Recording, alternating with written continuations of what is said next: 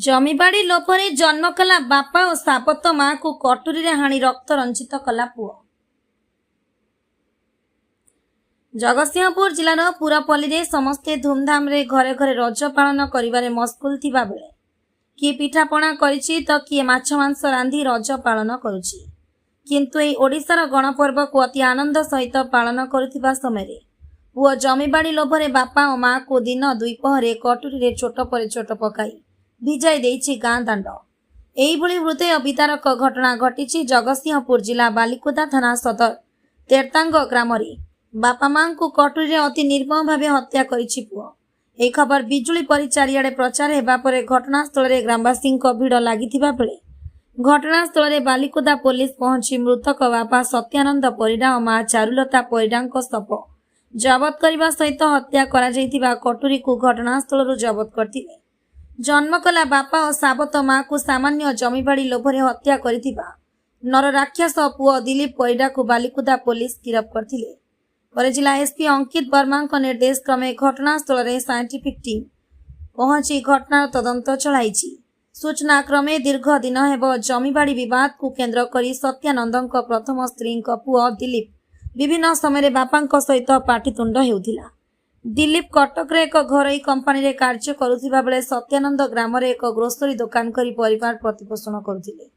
सत्यानंदक पछ स्त्री चारुलता होइथिबा बेले आग स्त्री रो पुओ दिलीप प्रत्येक समय रे बापार सबु संपत्ति निज नाम रे कराई देबाकू दिलीप बापा को धमक चमक करुथिले।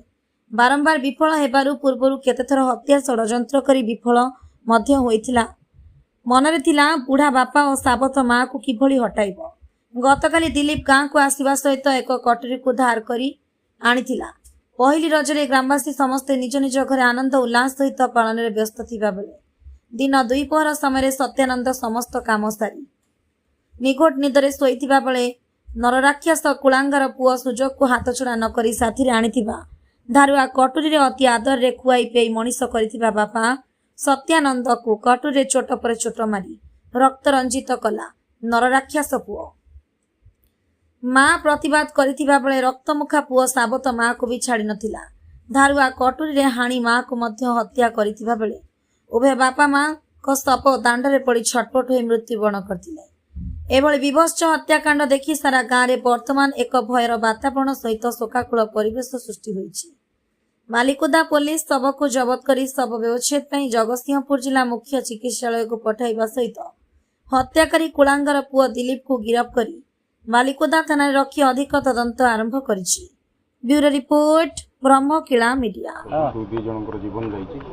कौन सर तार कारण एबे केवली भाबरे तदंत चलछि देखंतु आज संध्या रे गोटे बहुत दुखद खबर गोटे आस्तिला हम बालिकुदा थाना रे जोथे रिपोर्ट हेतिला कि माँ और बापा को तांकर पो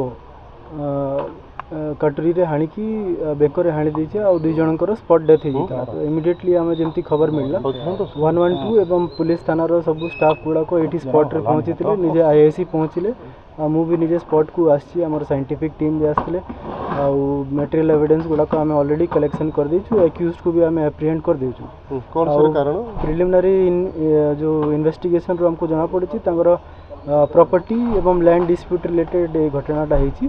बाकी हमर आउरी तदंत कले एक्चुअल आउ किछि जदी एंगल थिबो सेटा सब हमको कोथरे सर से काटुरी हमें गोटे सीज करिछु एठी तांकर एक्यूज्ड निजे तांकर हाथ रे थिला।